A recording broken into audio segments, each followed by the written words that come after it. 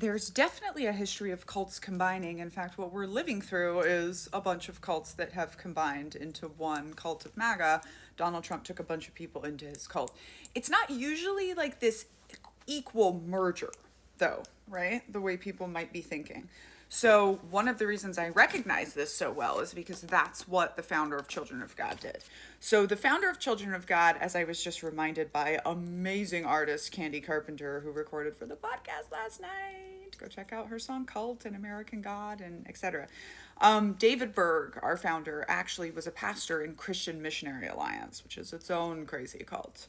And he was kicked out of that for being too weird and gross and a sexual abuser. And then he started the Children of God.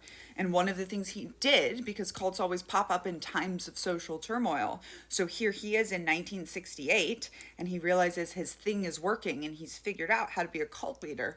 And so he goes around and he starts collecting other people's cults, right? Because cults pop up in times of social turmoil. People look for cults, subconsciously, of course, as a crowd. But not all cult leaders are created equal.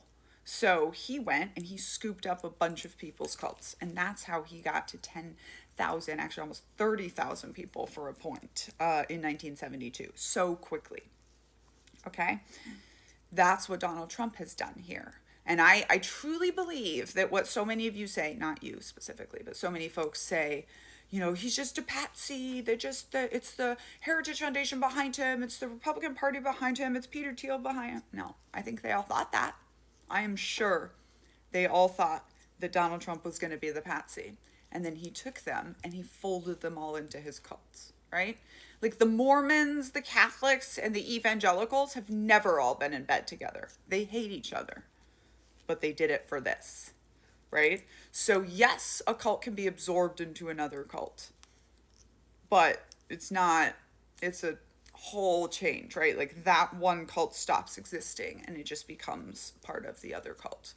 You can have your little subgroups. I mean, there's always like subgroups within cults too, cults within cults, but they can morph. They can meld together for sure. I'm Danielle, a scholar of cults, extreme groups, and extremely bad leadership, and you can get my book, Uncultured, about growing up in the Children of God religious cult and going into the cult of the U.S. Army, signed copies attached here, or listen to me read it to you wherever you get your books.